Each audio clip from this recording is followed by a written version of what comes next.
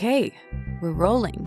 Hi, hello, welcome back. I'm doing this on a video. It's the first time, and it may be the last, but I'm trying something new. So thank you so much if you listened last week and found out about this new series that I'm doing called Comebacks. This is the second episode of that series, and the guest is no other than Liz Tran. And she's been on the show a couple times before. I'm a huge fan of her work, and I loved getting to talk to her again in this new format where, if you didn't listen last week, we are walking through a specific comeback that someone has had in their life and focusing on the middle, messy part of that. And in this episode with Liz, she talks about a divorce, reinvention, dating, eventually meeting her husband. And they had this you'll hear in a second, but they basically go on a cargo ship, like on their third date, and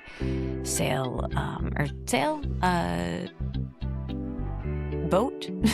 They travel together in that, and turns out they fell in love. So you'll hear more about that. And really, we cover so much here. I loved her newest book. I loved her most recent book and the book before that. And all of this is really about, what it actually takes to rebuild your life after one version of yourself that you had planned isn't going to happen anymore. It kind of falls apart and you have to rebuild a new one. So we talk about how really allowing yourself to feel loneliness can change you, and that can only happen when you stop trying to outrun it and you really get in there.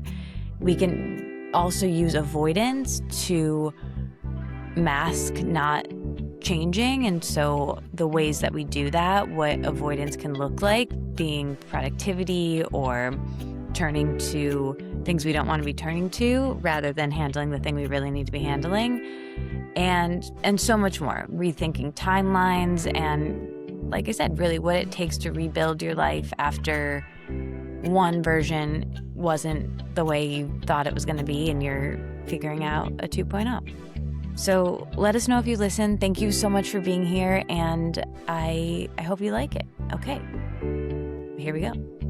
And I think you say in that when you got back to the tent, you wrote your favorite chapter of the first book. Do you remember what chapter that is? Yeah, it was the last chapter of the book, and it was about this idea that sometimes the hardest roads lead us to the most beautiful views. And what I was writing about was my experience with IVF and trying to get pregnant for 3 years. And at the time that I wrote it, I did not have a happy ending yet. And I wrote it that way purposely because I just thought, I believe in this concept. And so I believe that there will be I don't want to say happy ending, but I believe there will be the resolution that needs to happen here. And then I wound up getting pregnant maybe 6 months after I turned in the manuscript, or 6 months after I wrote it. It was great. And then my editor said, "Do you want to change the ending of this chapter?" And I just said, "No, I think it's perfect the way it is, because I think that it's important for everyone." I think we see a lot of really neat stories that are like, I did X, Y, and Z, and then I got to this thing and you can do it too. And I really purposely tried to write a very messy story because that's actually how life is. And I'm very, very happy with, the end point, or, the resolution of a lot of these things. I have 2 kids now, which is great. And I would not trade any of that. I wouldn't trade any of the messiness to get there, because I think that the jewels and the beauty are really in that messiness. I think that you've identified what I really connect with most about your work. And I think it's that optimism and moving, as you say in the book, through the stages of avoidance and fighting and getting to acceptance. But also, having this growth mindset of being solution oriented, but also accepting what is and finding the good with what is. And both books do that. And that's so cool to hear that story. And obviously I knew that you did end up getting pregnant and after that, and I was so stoked to see it after reading that and knowing that. And I think, to your point about the messiness, like that's exactly what this new series that I'm doing, and I'm so grateful for you to be part of. But as I was reading your book, it really felt aligned to where I'm at with the podcast of, as you know, I've been doing this in some iteration for a very long time, and in my quest to stop doing it and to start something else, I landed here, which is this series, as you know, about comebacks and how we define them. And so I'm starting out each episode asking people to tell me about a time where they stopped and restarted or pivoted or changed course in work or life or relationship or a version of yourself, whether, you were forced to or you wanted to. And some of them have been dramatic and big, and some of them have been quite quiet and small. And before you walk us through your comeback that we're going to walk through today, the book is such a great complement to this, because I think the through line is really, everything changes, and we all are going to have in work, certainly many comebacks, hopefully. And I think you say in the book some statistic about how Gen Z is the youngest generation in the workforce right now, will work, way more jobs than boomers and probably, the other generations as well. So comebacks are kind of inevitable, like changes. So anyway, but when I pose that to you, what is one comeback that comes to mind for you that was a big turning point? Yeah, the first thing that came to mind for me is personal, which is funny because I talk a lot about work, but I'm just going with the first thing that popped in. I have always been in a rush to get the things ticked off my life list. And I think a lot of that comes from maybe feeling behind or something. Like I was kind of a late bloomer, and my child had a very complex childhood, and I think I just really wanted to grow up. I just wanted to be an adult. And so I got married when I was 26, which is not young for a lot of people, but it's young for New York City, certainly. And it's also young for marrying someone who you've known for 3 months. And I kind of thought I had figured it all out. I was like, I'm married before anyone else. Now I can focus on the rest of my life. And my husband at the time, he also felt the same way. He was like, great, like, now we can go and do all the other things that we want to do because we've secured this piece of our lives. And as the story inevitably goes, it wasn't really a match that was good for the long term. And so by the time I was 30, I was divorced. And it happened to be along the same timeline that a lot of my friends were getting into serious relationships, moving in together, getting engaged. And I thought I had arrived at the finish line years before everyone else, but I was actually just back at the beginning, and I felt way behind everyone. And what I first did was I kept on with my timeline where I thought, okay, well, I can still salvage this, right? Like I'm only 30. So maybe if I, meet someone in the next couple of years, then, we date for like a couple years, then we get engaged, and then we get married. I can still have a couple kids by the time I'm 35. So I went and I did that. I just started dating immediately. And it kind of led to like disaster after disaster of relationship. And then, 2 years into this whole thing, post-divorce, I just thought there's only one constant in this, decades long pattern of relational disappointment. And that constant is me. So why don't I just try to change what it is I'm looking for and fix whatever it is not working? So my comeback is I didn't date for a year. I started going to Buddhist circles on Friday nights instead of going out. I stopped drinking also for a year. And I read a lot of books about relationships and started really in earnest going to therapy. I'd gone to therapy before, but a lot of it was like, not about me. I was like, oh, my mom's the problem. But this was the first time I really acknowledged myself. I cannot keep blaming everything that's happened on the woman who birthed me. A lot of it is obviously related to our childhood trauma, but I was like, I'm, in my 30s, I need to start taking personal responsibility for myself.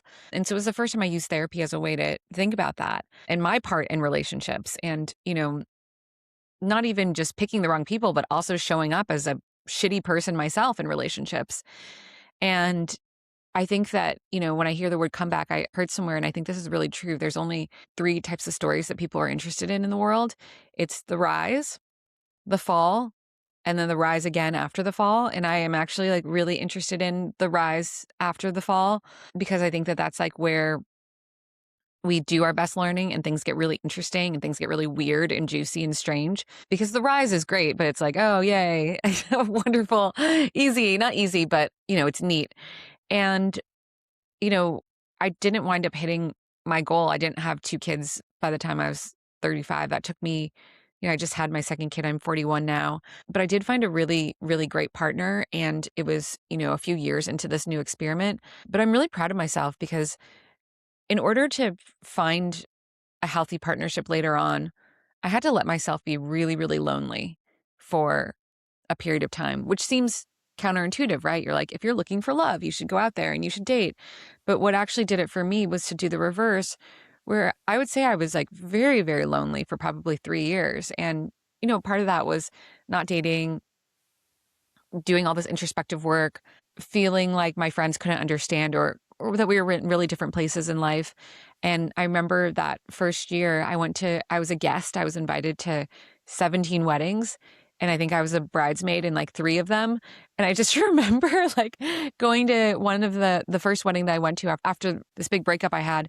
And I was sitting with my friend who I'd known him since I was like 14 years old. And he had his fiance on one side, and then he had me on the other side. And he didn't even I didn't even have to say anything to him. I just was just very silently crying during this wedding.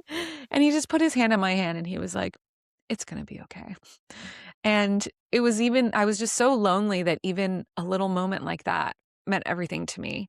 I'm getting emotional just thinking. It's been a while since I even thought about this time in my life. But yeah, that I'm really proud of that. I'm really proud of myself for letting myself feel so lonely and not doing the thing I normally do, which is to be like a serial monogamist in the wrong relationship, and just to turn that lens back onto myself, even if I didn't like what it was that I saw, instead of what I normally did, which was like trying to put all the attention and love onto someone else so that I didn't have to look at myself. Yeah, which is avoidance. And so easy to do. It's like we don't want to feel the discomfort of loneliness, which is really uncomfortable. So we'll turn to, some people, I guess it's dating more, or it's, turning to something else to distract you or avoid. But sitting with the uncomfortable is the thing that, the only way out is through. But it's so hard, and it's so interesting. Like as you were talking, I'm in a similar boat. I wasn't married before, but I'm about the age, or exactly the age that you were then. And sometimes it's like you might try to do all the things, but then end up in the same place anyway. Or sometimes you don't do the things on the timeline and then you're there. It kind of is a through line of your work as well, which is we never know what is going to lead to what. And I think what I try to do, or a comforting mindset I try to take, and I think you do too, is just, all right, well, this is like the tent and the spiders, like this is what we're working with today, or this is the situation that I'm in, and that acceptance is really like the first step to change. And I think that I hadn't heard that before, about the 3 types of stories that people are wanting to tell or hear. And I think what I'm interested in as well is like the middle, like the in between, because I think people love to hear about the beginning of things. It's very interesting. And they love to hear about an ending, that can kind of be also obviously interesting and even like salacious or gossipy. But it's the middle is often none of those things. It's often quite mundane. And that's the part that I think you were talking about, that moment at the wedding and the going on Friday nights. And if there's anything else, another question I've been asking people is, what was the between no longer? So I guess in your case, you're out of that original marriage, but you haven't met your husband yet.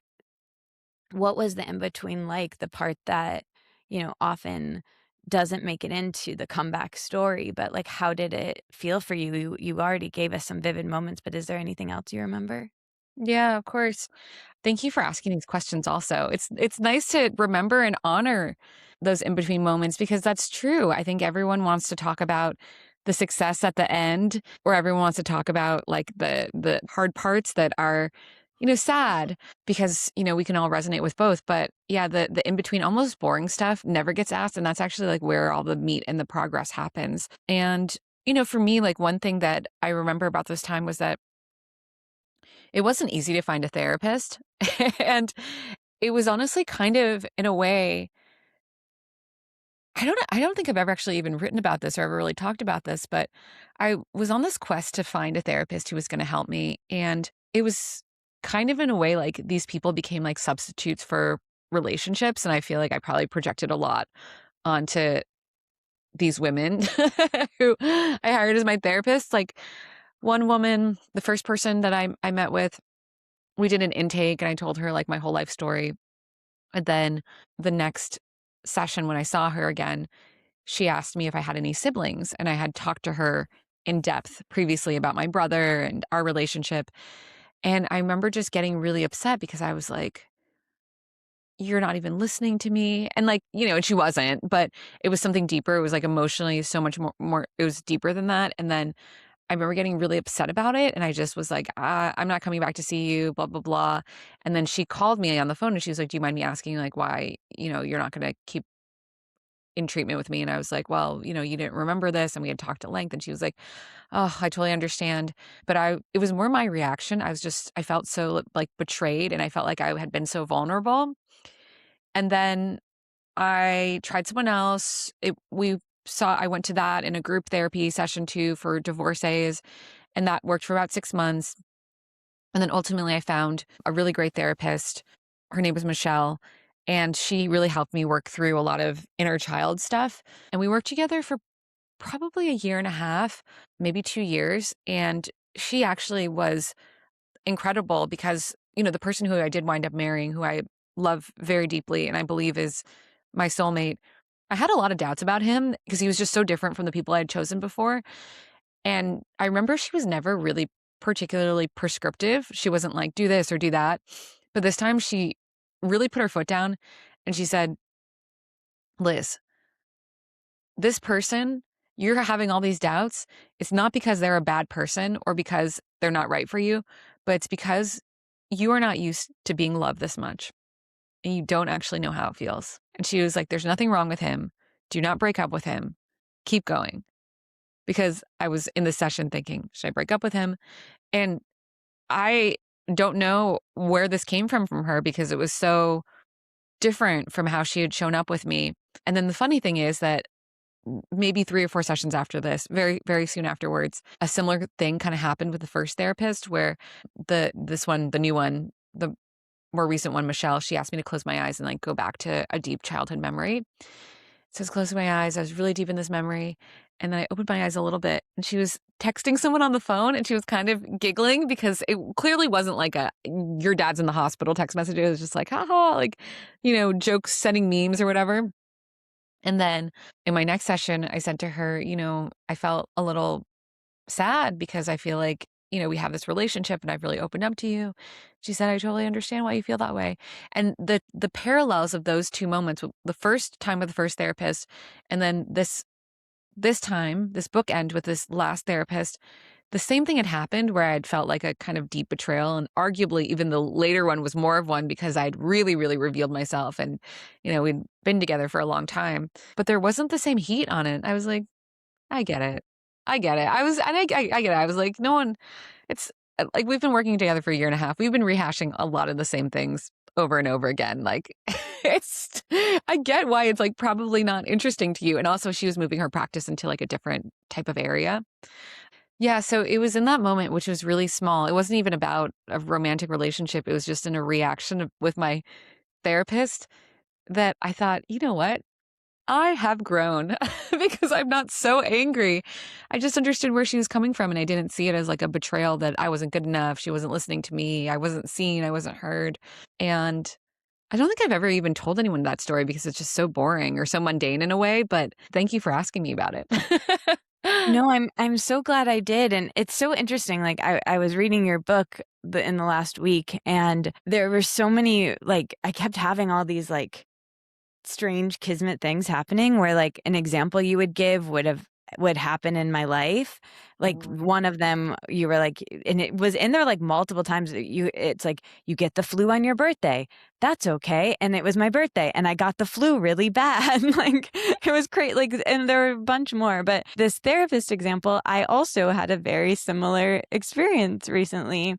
And it is just so interesting to notice, like, when you change the variables, but you're the variable that changed, you're the constant. And to be able to compare the two experiences with time in between them is so interesting. And I also really relate about the, like, leaning on the therapist. Like, I had this big breakup several years ago, many years ago now. And one of the therapists that I had during that time said to me, like, and I was thinking about this when I read your book as well, because you talk about anchors, but she said something where she was like, you don't really have any anchors right now. And the one big anchor that you had, this person, is now gone. And I had also left a full-time job to do this sort of work on my own.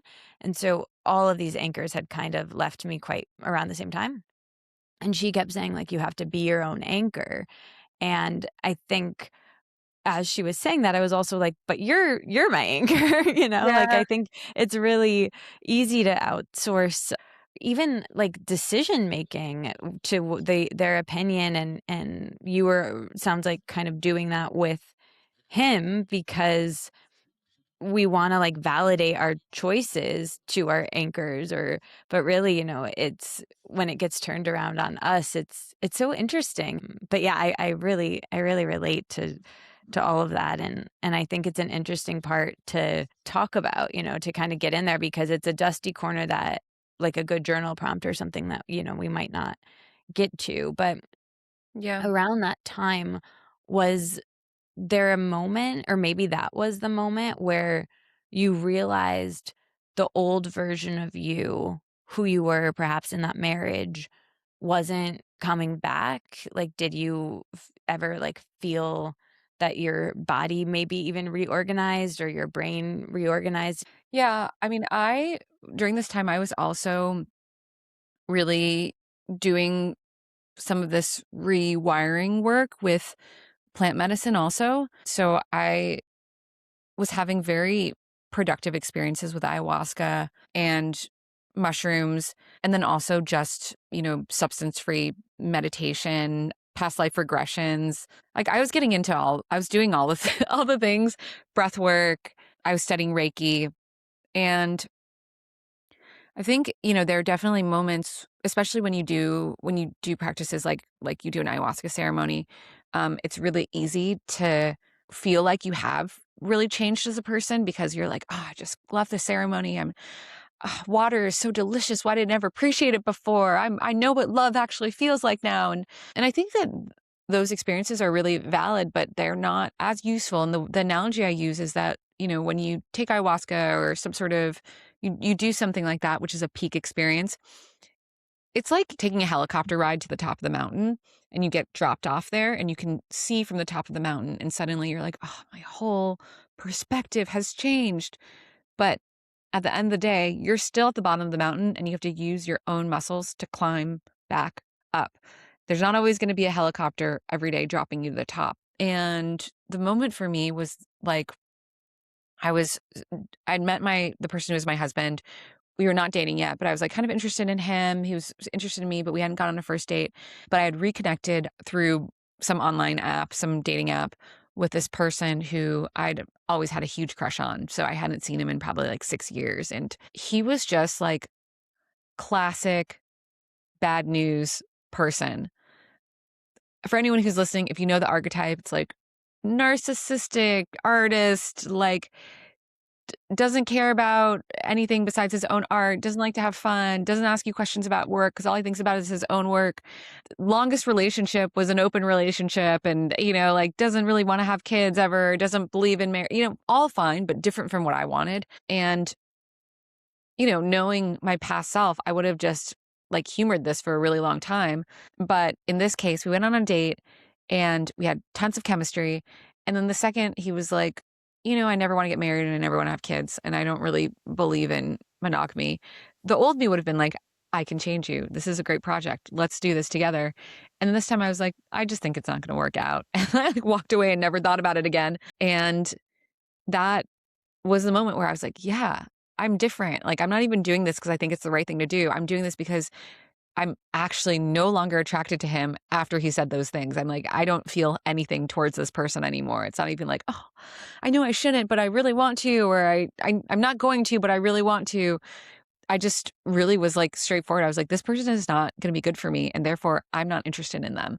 And it was really cool because as soon as I sort of shut the door on this person named Dan, then almost immediately, then like the universe found ways to put my now husband and I like into each other's paths where it was like, oh, you're going to like run into each other in the street. Okay. Like then I made a plan to bring like my whole team at work to this library space that he was running. And then, 30 minutes from everyone showing up there, the 3 people on my team texted me and they're like, I got caught in traffic, or I have to stay at the office, or I'm not feeling well. My stomach hurts. I got to go home. And so it was just he and I that was supposed to be like a team field trip. And I really, really believe in that. I think that the second you decide or you make that conscious choice to do things differently, the universe or however people want to describe it is like, oh, I know what you're asking for now. Okay, here you go. Gosh, again, like it really, I relate. Yeah, a lot of Dans. I'll just say that. Um, There are and so many Dans in the world. mhm. Stop dating people.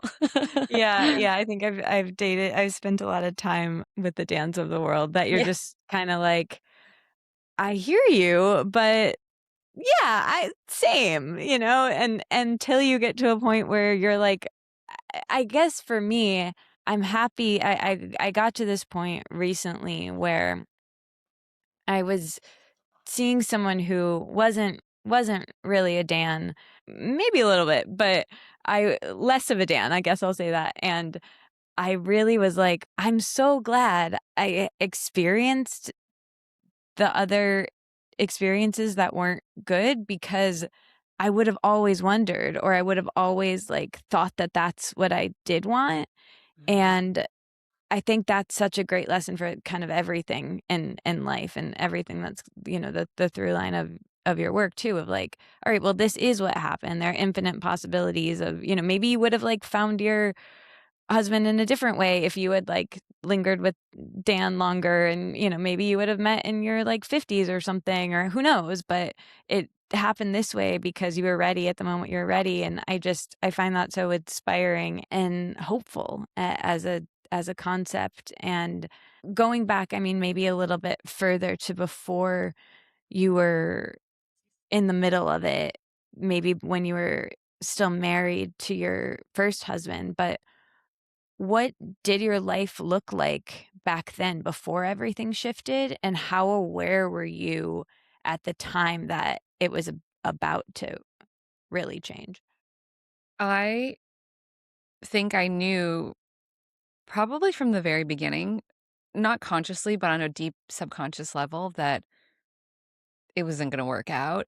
But it seemed so good. It just looked so good. And I actually remember that my subconscious, I think, was really trying to speak to me because I started having these dreams where I would be running around in some sort of large structure, like a mall or like a parking garage. It was always different, or like just a lot of big, like marble terraces, basically huge outdoor spaces where there's lots of people and you're running around large distances.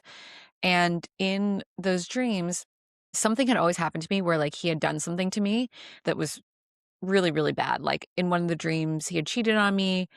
And I was running around trying to tell everyone, like, he cheated on me, he cheated on me. And everyone's like, what's the big deal? What's the big deal? Just move on. And I remember running into his mom. And then another dream, I was like, oh, he like pushed me and blah, blah, blah. And honestly, like, I don't want to like speak poorly of this person because I also want to take accountability where like I wasn't the best partner. But yeah, he wasn't a good partner. I wasn't a good partner. We were really young. He was young too. We didn't know what we were doing. We were very unhealed. And that is actually like such a during the time I was like, what are these dreams about? Like, it's very obvious what the dreams are about is that I'm so deeply unhappy and feel deeply mistreated in this relationship. And you know who the person is that isn't listening? It's me. It's not, the people in these dreams. And it wasn't until my therapist, the one who was texting, this is before she was texting, but she said, every person that you meet in a dream is just a version of you. There's some sort of piece of you. And I was like, yes, that is what I'm doing in these dreams. I'm trying to tell everyone, oh, he did this, it's horrible. I'm in this horrible relationship. And everyone's like, whatever, no big deal. And I would wake up from these dreams legitimately screaming because I would get so frustrated. Like, why isn't anyone listening to me? Why doesn't anyone understand me? Like, why is no one taking this seriously? And it wasn't until I kept suppressing these thoughts. I kept suppressing the dreams. And over Thanksgiving, the next Thanksgiving, my brother and my cousins came to New York. They live in California and they came out to New York for Thanksgiving. And we had just finished hosting a beautiful Thanksgiving for his family. And then my family was there. And we went out to a bar and he was just being really shady with a girl at the bar. And my I went and told my brother and my cousins about it and a bunch of other stuff that had happened. And that was the first time I really ever expressed to anyone that there was anything besides a perfect relationship there. And they just said, you're not going home. You're coming back with us to our Airbnb. You need to just take some space. This is not okay. And it's funny because I think other people had a greater bar for how I should be treated than I think I had for myself at the time. And I'm really grateful to my subconscious for trying to tell me what was going on with these dreams. And I also was having, I'm, this was probably 12 years ago or something. Yeah. Cause about 12 years ago. And I was getting panic attacks too for like seemingly no reason. And I haven't had one since, never really had them before. But yeah, there were lots and lots of signs, but it's kind of incredible how good I was at ignoring them. It's like getting slapped in the face and you're like, I'm okay. No problems. Well, it's so heartbreaking. I think when our self-worth is in a really garbage place or just below baseline, it's really sad to kind of see the actions that we take and what we put up with back then once we're like in a better spot. And for me, I think actually somebody told me this once on the podcast years ago, that when you are like depressed or in a shaky place or whatever it is, whatever you're going through, we never, whether it's there or just generally, like we never see ourselves 100% clearly. Like there'll always be skewed in one direction. But especially if you're going through something like that or you're in the midst of something hard, the people that we love will be actually closer to what's true. Like their perception of us will actually be more accurate than ours. That's skewed too, obviously, in the other direction, but it'll be a little bit better. And that I found helpful, and I still find really helpful now. Like my best friend, I believe that she believes that everything's going to work out with, you know, the date I have or with whatever. I even if I don't believe it, and I often don't, but like I really, really do believe that she believes it. And I believe that she's a smart person. So like sometimes we can outsource our perception of ourselves to other people. And it sounds like you had to do that with your brother that Thanksgiving. That's such a good learning. And I never thought about that before, but that's true. It's like, yeah, it makes sense that we wouldn't be seeing ourselves clearly and that we should rely on other people. And I think what I've always thought in those moments is like, well, no one understands the way that I do, but that's actually not true. I think our friends and our loved ones like do see us really clearly. And yeah, thanks for offering that. I think that's really Yeah. beautiful. I think it depends on who the person is too. I think with my best friend, for instance, her I believe her believing me because she knows everything about my situation, but if somebody else that I didn't know very well believed I could do it, I would be like, "Yeah, but, like, do you know about this thing, and do you know that my shortcoming here and and I'm not very good at that," and that, like, I know she's, like, got it all in there and still believes it, that I'm kinda like so and I'm sure same with your brother, like, he knew enough about you that so I think that's kind of the trick to it. So maybe it's not just somebody who loves us, but somebody who knows us is really, like, the key to that perception piece at least. Yeah, and I think the long arc of history is very useful. I think about that. Like what came to mind is my coaching clients who I've been seeing a lot of them for 3, 4, 5 years and have seen a lot of ups and downs with their businesses. And I do think it is my job to hold the greatest version of them in my mind so that when they're not feeling that way, which is often to be able to reflect that back to them and say, hey, remember when you went through X, Y, and Z in 2021?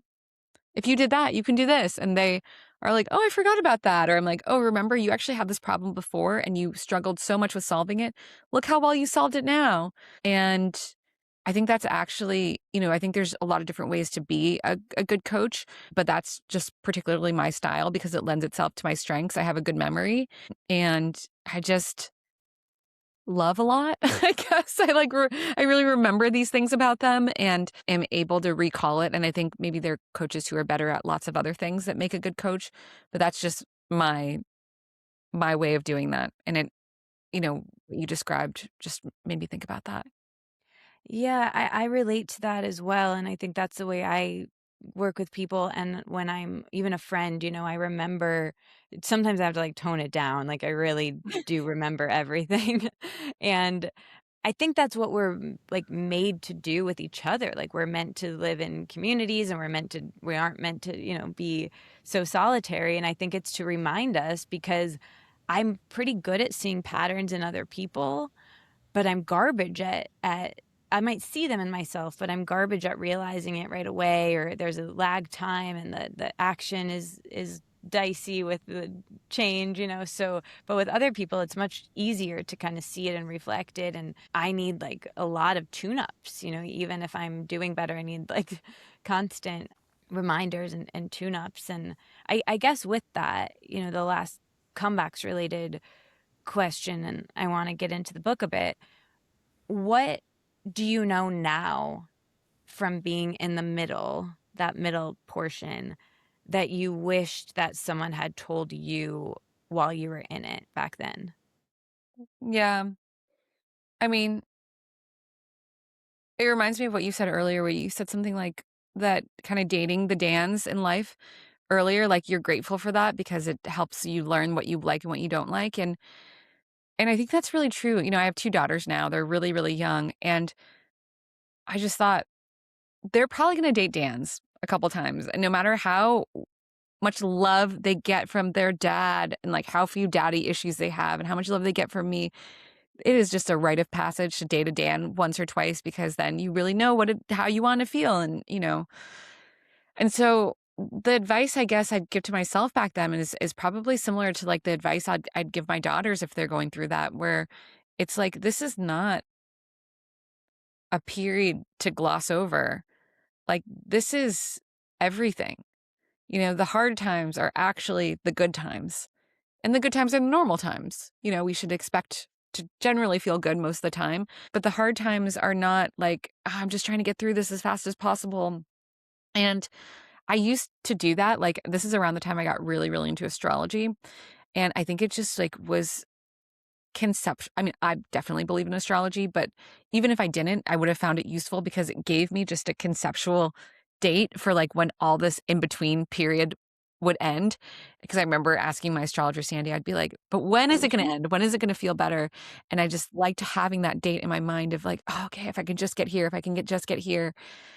And what I will say is like, yeah, I get that. Like that's what I needed to make it through. That's kind of the way my brain operates. But it's funny because now when I look back on life, like I think really fondly of that time period. I'm like, man, that probably is the best of me. That is the best version of me showing up in that way. And I'm so proud of that person in that moment. And like, I can actually just picture myself sleeping like in my bed in my tiny apartment in New York and just being so lonely that I was like crying and like filling out that workbook, calling in the one and just be like, why am I so lonely? Am I ever going to find someone? And not even to say like, yes, you're going to find someone, but just even to be like, who you are right now is incredible. You are doing the hardest thing that a person can do, which is to tear everything down and reinvent yourself. And a lot of people avoid that work because it's really hard. I call it walking into the fire. Like you know it's going to hurt and it's going to be painful, but you're going to come out the other end. But it's hard. Like I can almost feel like I had a pain in my heart. Like when people say, "Oh, you have like heartache." I actually like during that time I remember just physically having pain around my heart. Not I wasn't sick, but it was just like I was really heartbroken. And it wasn't just in that moment, I think I was like allowing myself to be heartbroken for all the times I'd ever been heartbroken in the past. And yeah, so I'd go back and I'd just be like, this is actually the best moment of your life. And I'm so proud of you. Oh gosh. Yeah, I really love that. I think now that I'm realizing talking about these comebacks, whether whatever the person brings, this one is sort of breakups related, but it really reminds me of by accident, I did a series of this show a couple years ago during that breakup where I had an inability to talk about anything else. So this is just always has been a reflection of that. And every through line of the breakups conversation was like, just soak it up because you're so open. You're like a raw nerve. You're sensitive to everything. And it's similar to, how people talk about grief of like your grief is very clarifying and will really show you, what matters. And I think, breakups obviously are a form of grief and endings of any kind. And that the jarring part, when that's kind of over and you're just left to sit with what is there, it's a time where we're really open. And somebody said to me on the podcast back then about breakups, and she was just kind of like, if I never have a breakup again, like when am I going to learn Portuguese? When am I going to like do all of these things that I'm like, because I'm always so open then, and I found that really optimistic way to reframe that, which I always appreciate. And of course, some of that stuff when you're in it, you can't really hear it, just like, or you can't really understand it.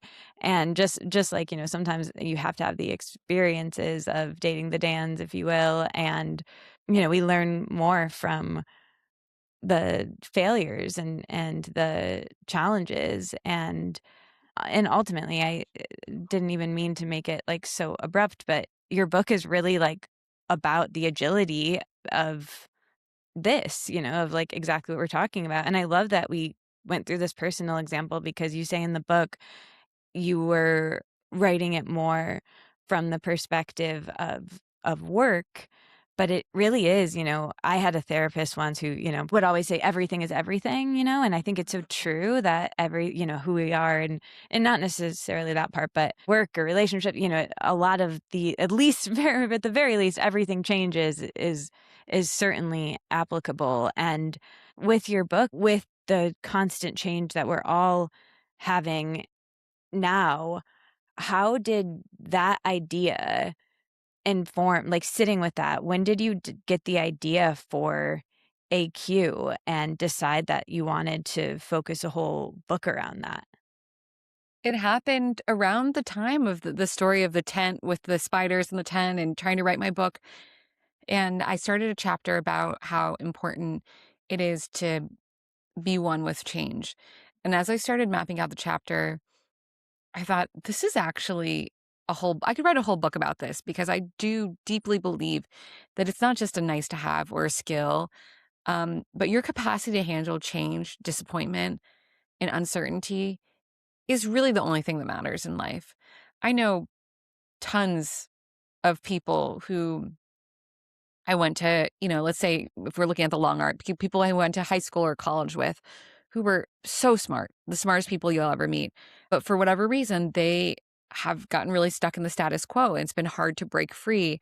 And so, one person I'm thinking of, he's hated being a corporate lawyer for the past, 15 years, but he went to an Ivy League law school. He makes lots of money. He doesn't know how to do anything else. He's in his 40s now. Like, this is what he's doing. And so this means this is what he's going to be doing for the next 20 years because he has this sunk cost bias that, I've already done all this. How can I change now? And he's deeply, deeply, deeply unhappy. And that's a big example. But I do think that in terms of, finding meaning, finding excitement, and even just enjoying your life, that is a prerequisite. You have to know how to handle change. So I wanted to write the book, but I knew that I needed a way to describe it that wasn't just like, here's how to change. There are a million books like that are probably better written than me. And just one day, maybe in 2022 or 2023, I was on a plane and I had some time and space because the movies were not being shown. I was like, oh, no movies, no internet. And I took out a book that I was reading, had started a long time ago. And it wasn't even about the book. It was just like the time and space to think. And suddenly I was like, you know what? It's about language. I need a way to describe this and to give it the importance that it deserves. It's not just like, are you agile? Let's call it AQ because that puts it on the same footing as IQ and EQ, which we really see as sort of the default intelligences of our society. And so once I had the name, everything flowed from there. But I was just waiting for the right descriptor of this quality that would give people the language to say, oh, I'm working on my AQ, or, I don't want to date that person. He's not a high AQ person. Or at work, we're looking for high AQ people, performance reviews. I really want you to work on your AQ this quarter. And, until I had that actual, like the idea of AQ came to me, I was like, oh, I felt so stuck on the book. But as soon as it came to mind, then the whole book flowed out. It's so cool. My mom has worked the same job, boomer, for 45 years. Yesterday was her 45th year start day, and she works in HR. And when I was a kid, she like went away for a week to learn Myers-Briggs, which I'm sure you have heard of. And there's so many now, like Strengths Finder and astrology, human design, like all. I think it's all useful, or it can, like anything can be good and bad, but it's what it all shares is shared language to talk about ourselves and help understand each other. And I really appreciate that. And I just think it's fun. Like, I think having it makes like a 17 magazine quiz, or like, which, there's all these different types, and that is part of the book. If people haven't gotten themselves a hard copy, which they absolutely should. But I do think it makes the reading experience more fun and interactive. And that's something I've always appreciated about your work beyond this book is the visuals and the tables and your ability to take these concepts and put them into not only just language that is easily not just understood, but applied. And I think this takes what you did in the last book to a whole different level with this framework. And I think it's incredible. And I can't wait for everyone to share this language so we can all use it with each other. But I guess, could you make the distinction between, you talk about this in the book, proactive and reactive change, and how that relates to AQ? Yeah, absolutely. That distinction is important because there are a lot of different ways to be a high AQ person. Just in the same way that, you know, let's say you have one particular job you're hiring for, there's probably a bunch of different Myers-Briggs types who could do that job really well. Maybe not all of them, but definitely several. And oftentimes when I share the concept of AQ with people, they say, oh, I really need that book. I'm so bad at change. And my response is that that's not true. None of us are inherently bad at change. We just need to know what our innate toolkit is. What are we dealing with here? What are our resources? What are our strengths? And also, like, can we know the things that we're not so good at so that we can either outsource them or shore them up in some way.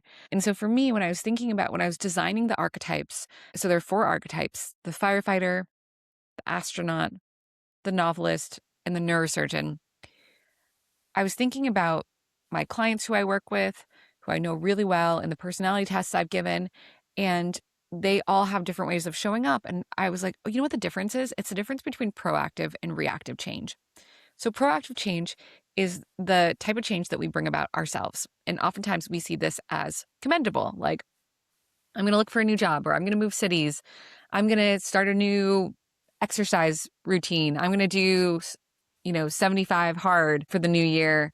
And, it's anything that we intentionally choose in order to change our lives from the way they have been. For instance, I'm a novelist archetype. Novelists, just like a novelist sitting at their desk writing out a story. I love proactive change. I love saying, like, okay, I'm going to journal for 30 days. I'm going to do this. I'm going to, do this yoga teacher training. I'm going to read these 5 books this year. But then there's reactive change, which is the change that happens to us that is unasked for. It's not always bad, but it is always surprising. So a flight gets canceled.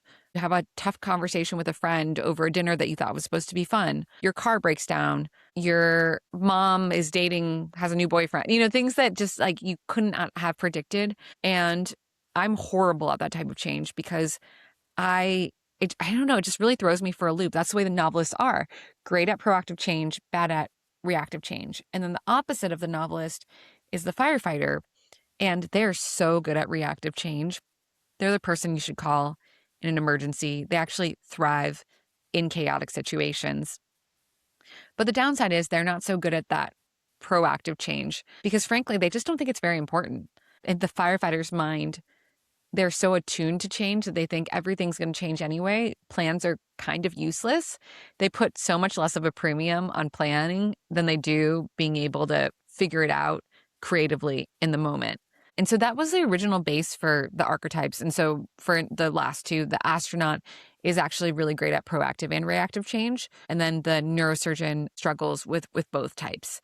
And so I think that description of them, sort of served as the base for me to explain to people where they're coming from, what situations they might experience.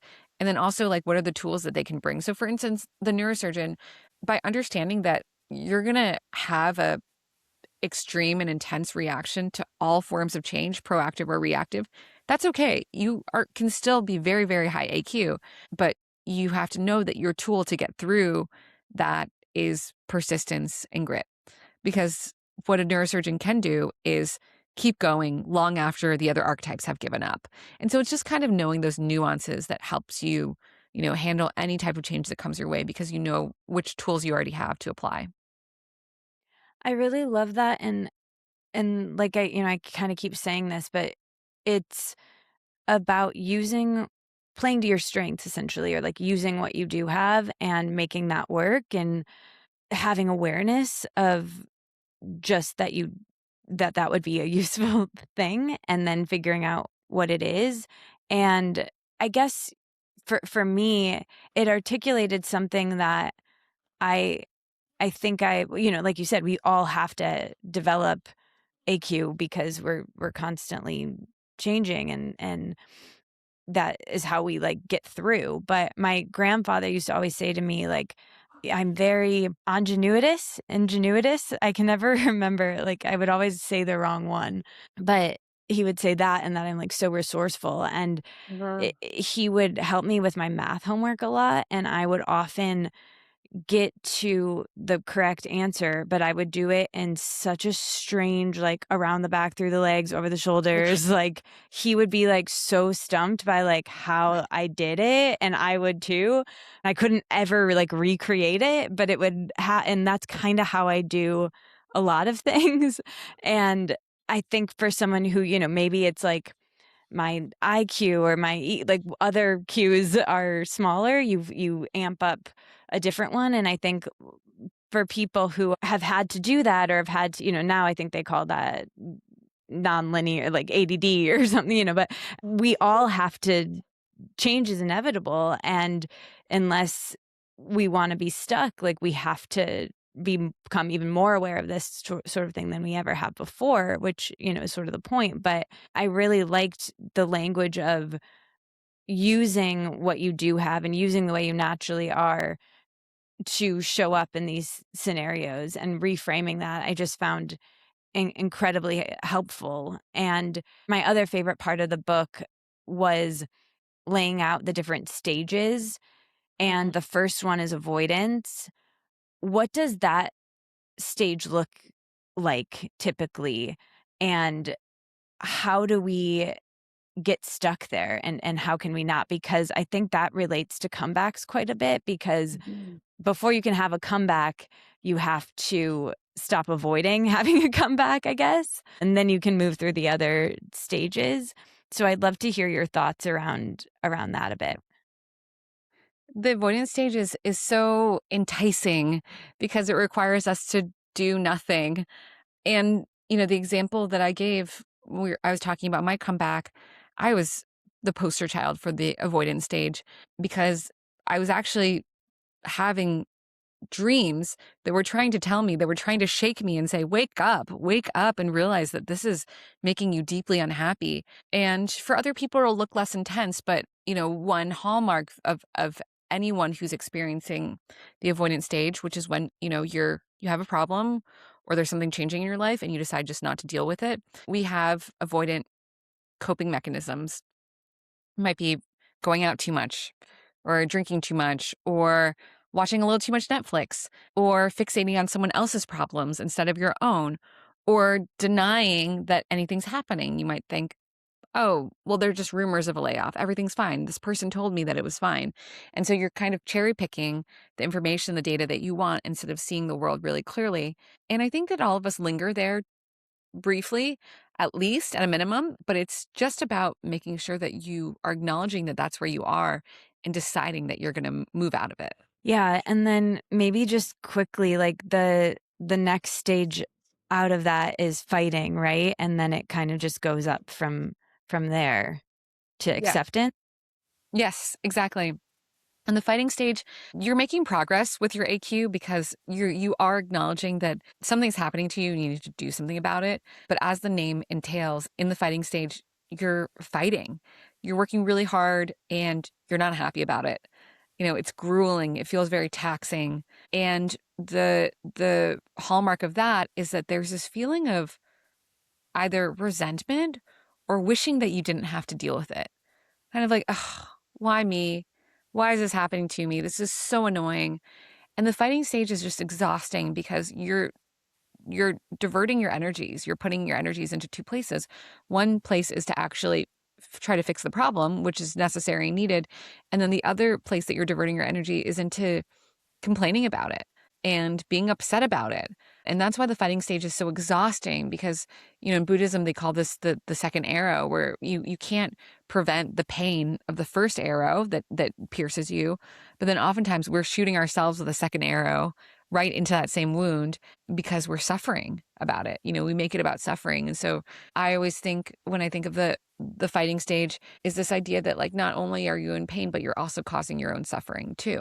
And from there, we move on to the full AQ stage, which is all about acceptance, accepting what is, and not in a defeated way, like, oh, this is the way my life is, but a little bit more like, okay, this is where I am. And there's a reason for it. And there's something to be gleaned from this. And it's a shift from the fighting stage mindset of why is this happening to me to the full AQ stage of why might this be happening for me? And that's a really important mental mindset differentiation because on the outside, someone who's in the fighting stage versus full AQ, they might be doing the exact same things, right? Taking the same steps, building the same action plan. But in reality, when you're in full AQ, it's going to be a lot more pleasant for you. You're just deciding, I'm not going to make this any more painful than it has to be. Pain is unavoidable, but I do not have to heap it back onto myself. Yeah, God, there are like so many. I could keep you here for like a million hours, but there are so many areas of this book that I'd love to go down. But I think one final one that feels like correct for what we've talked about today is you make this distinction between hopeful bets and hedging bets. And in that chapter, I think it's that chapter, you talk about the cargo ship and that story with your husband. And what's the internal experience of the hopeful bet when everything in you wants to hedge it or wants to, in your case, cancel that trip? Maybe you could tell a bit of that story. I was really trying to change my habits, and so I had wanted to cool things down with his name is Dev, with Dev, and we had gone on a few dates, and I just felt like things were moving too fast. And this was my therapist was like, this is because you're not used to being loved so much. And I missed him. He went away to Portugal for a wedding, and I missed him. And so I texted him and I said, I miss you. Like, can we hang out when you're back? And he said, sure. And then we went to a little wine bar in Chinatown, and he was telling me about when he was flying back to New York from Portugal. He looked down into the ocean and he saw a cargo ship that was just a little speck out his airplane window. And he thought about his great grandfather who had taken a boat from India to the west coast of Canada and started a new life. And he just thought, wouldn't it be cool to experience the way that time moves so slowly? Because we're usually just zipping around, flying everywhere, but to really feel in your bones the changing of time zones and the passage across a really big body of water. And, we both had a lot of wine, and we're like, oh, let's do it. That'll be so great. Like, we'll do it on our next date. And then the next day he texted me and he said, cargo ship, question mark. And he was joking around, and he meant like, because we had said, we'll do it on our next date. So he was basically saying, do you want to go on another date? But I'm a very literal person, and I thought he was actually asking me if I could go. And so I said, sure, like, when are you free? I could do, sometime in August, not these weeks, but these weeks. And it was already June or something like that. And then maybe it was even July, and he said, yeah, I'm free anytime. And he still thought we were joking. And I'm like, also, me loving proactive change. I'm a novelist. So then I was like, okay, fun project. So then I started like going on my computer, and then I was getting quotes, and you have to call these. You can't just book it on the internet. You have to like call these weird shipping vendors and try to get a seat on a cargo ship. And that afternoon I texted him some quotes, and I was like, I got a few quotes. Are these prices fine with you? And he was like, gulp. I guess she's serious, and I guess we're going. And he's a natural, really hopeful person. So I don't even think at any point he was like, I'm not going to go. Because in his head, he was sort of like, even if this doesn't work out, this is going to be a hilarious story. So he's like, yeah, okay, let's go. And then in the time period, I think it was like 3 weeks from when I booked it to when we were leaving, I had all this time to get into my head. And the hopeful part of me thought, maybe this is a great chance to spend a lot of time with this person who I really like. But then the longer we went, the closer we got to the date of departure, the more that the hedging side of me. So a hedge, in financial terms is like when you try to basically shore up anything that could go wrong. So you make a hedge, you're like, oh, this probably isn't going to work out. So I'm going to hedge it with this other trade that I'm going to make. And I started thinking, what if we realize we don't like each other? We actually hadn't spent that much time together. What if we break up on the cargo ship? It's really awkward. There's no cell service. There's no internet. You're only with like 12 other passengers. There's nowhere to go. You can't like get off of it. You have to wait till you port. And I really didn't get a lot of vacation around that time. I was working around the clock, and I just thought, wouldn't I rather like lay on a beach somewhere by myself than be on like the frigid Atlantic Ocean? And I called my best friend. And it's interesting what you say about your best friend knowing you more than you know yourself. I don't even know if she would always give me this advice. Like, she's not like a kumbaya, like Pollyanna, oh, it's always going to work out. She's actually pretty practical, realistic, cynical person. But she said, you have to go because you're going to regret it if you don't go. And that is actually what it is, where, yeah, maybe strong probability actually that we would not have had a good time. It was pretty uncomfortable. The rooms were really small, and ours just like smelled like sewage the whole time. And I was a vegan at the time, and so there's like nothing to eat because everything was like cooked with meat. And so I just brought like a bunch of rice cakes and protein powders and stuff, and I was kind of like wasting away, and I was like so tired. And my Dev only needs to sleep like 6 hours a night, and so he'd like come into the room and be like, I saw a whale outside, or I saw a shooting star outside. And I was just like recovering from my stressful job, so I was literally sleeping like 13 hours a day. And he's like, let's go make friends with the captain, let's go do blah blah blah.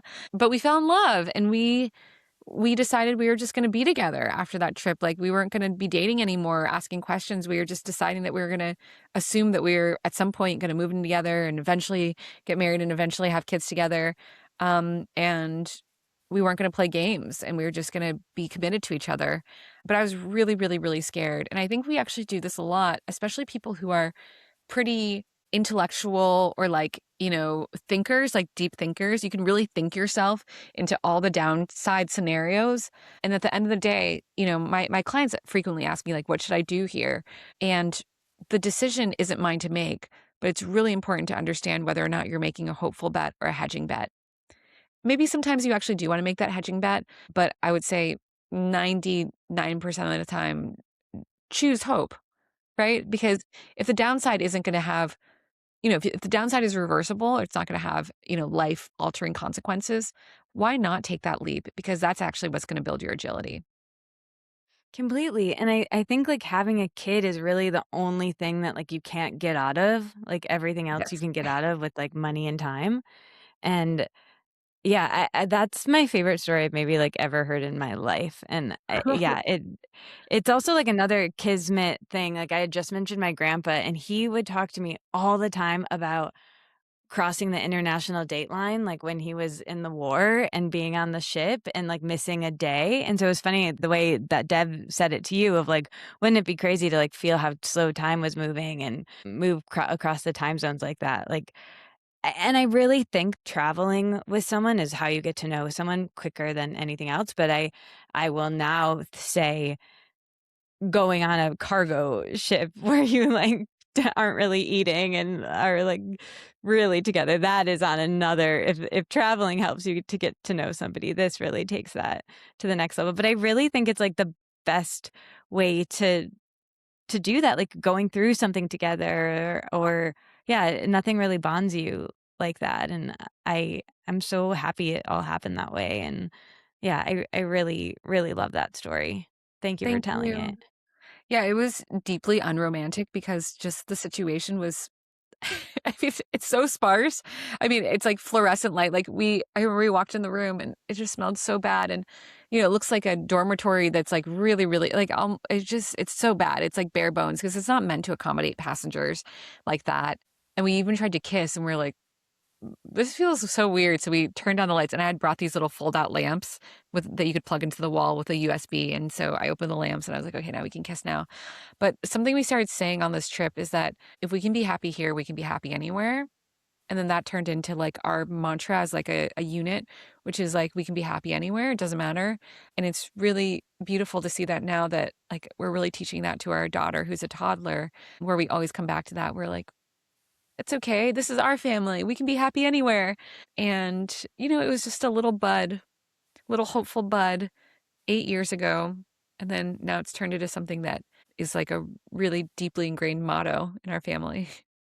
I love that. That's so cool. And I think it kind of mirrors what you say in the book of this green and black thinking of, Mhm. both holding the dreaminess of life and the clear-eyed realism, and how both are important, like not doing something unsafe, but it sounds like that's exactly what you were doing then, and it's exactly what's needed, I think, for any sort of big decision or comeback or change of really like any kind.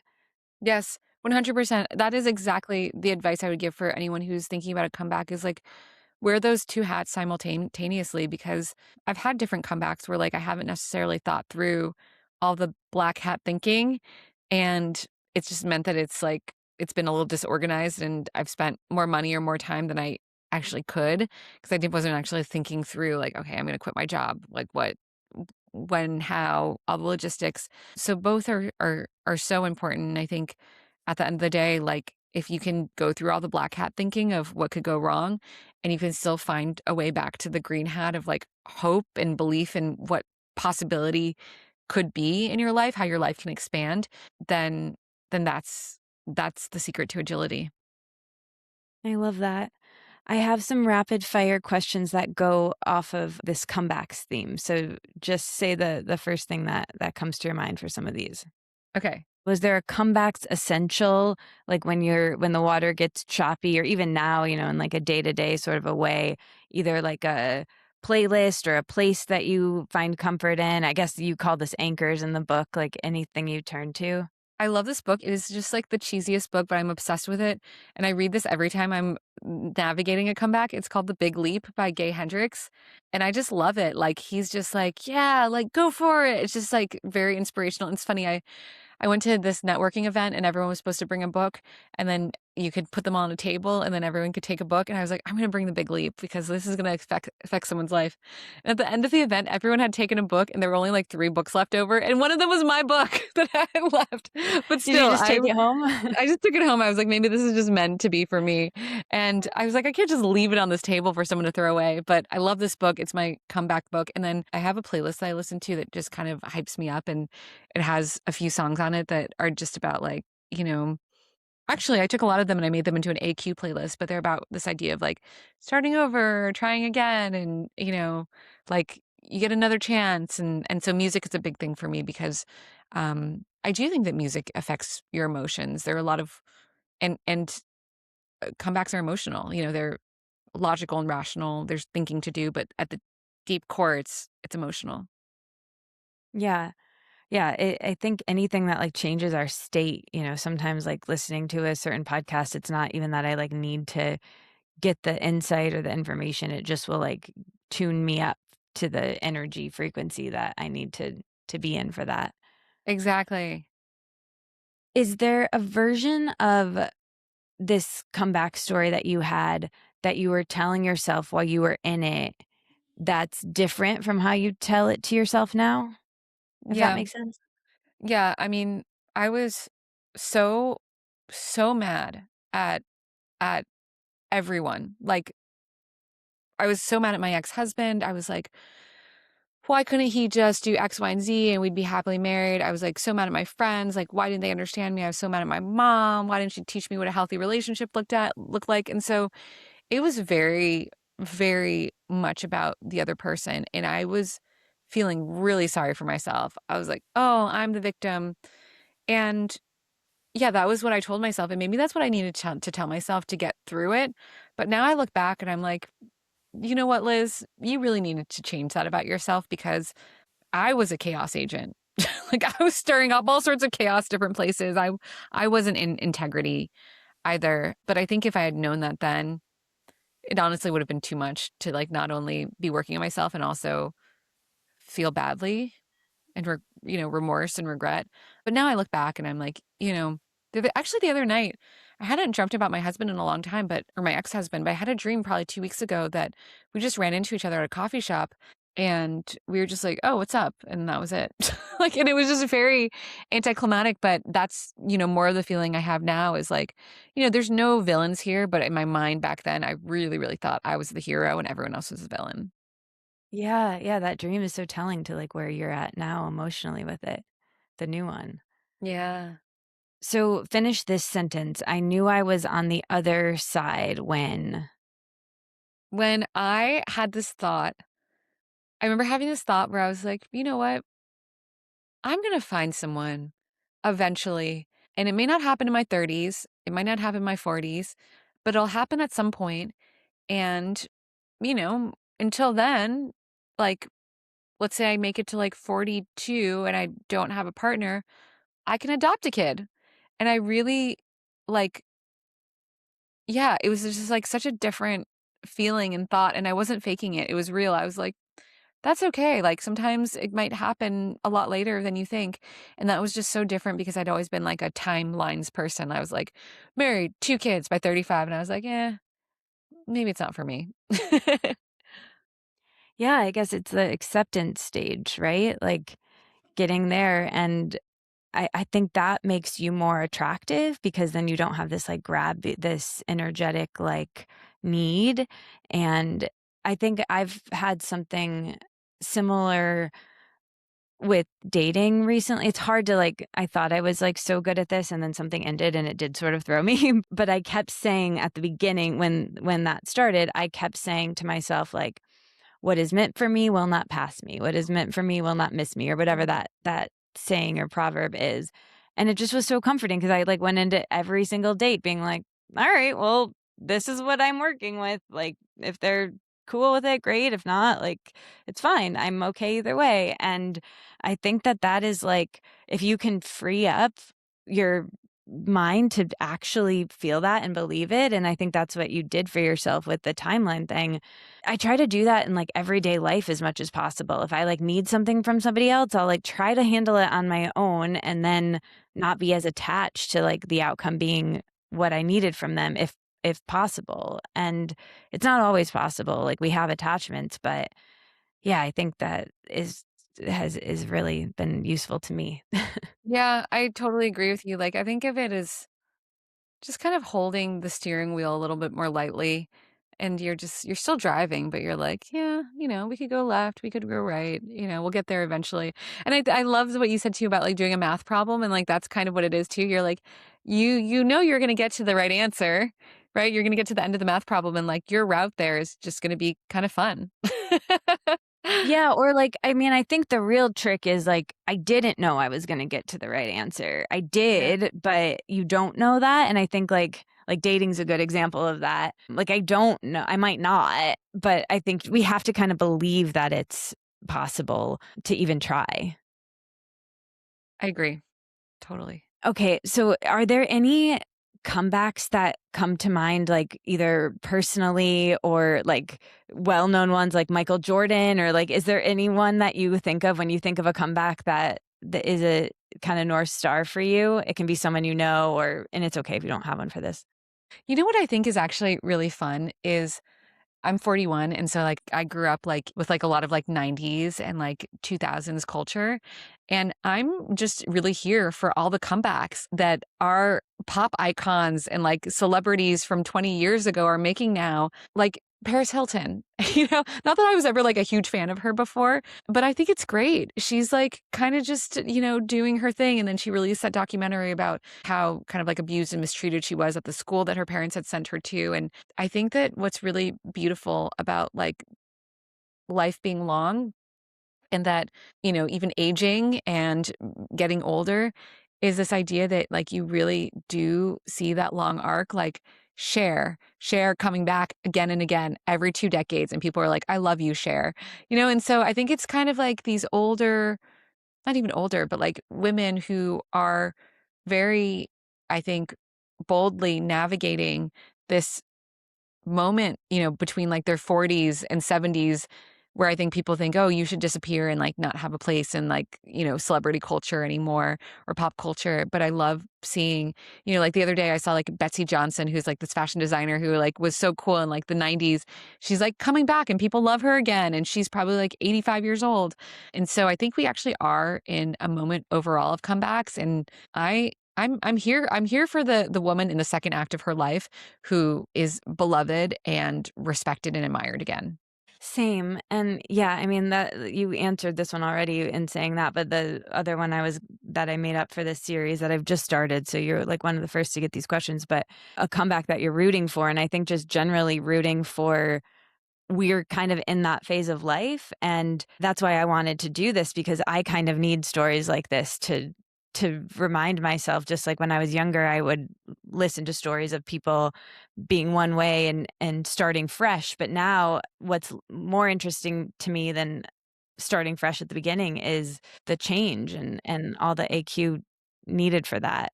So if you had to say with one word, before I was blank, after I am blank. Mm, yeah. Before I was scared, and now I'm still scared, but very hopeful. Thank you so much. This is the best ever. I could talk to you for so long. I already did. We went way over and it feels like we just began. I know. I love it. I love our conversations. And thank you for asking just the most meaningful, like singular questions. I don't think yeah, thank you. This has been such Oh. a beautiful, beautiful hour and a half for me. I really appreciate Oh, you. thank you so much. Well, I had way more, so you're going to have to write another book and come back. Yeah, thank you. So much, Liz. All right, that was my episode with Liz Tran. I hope that you liked it. Thank you so much for listening. If you like this show, let me know. We have an Instagram.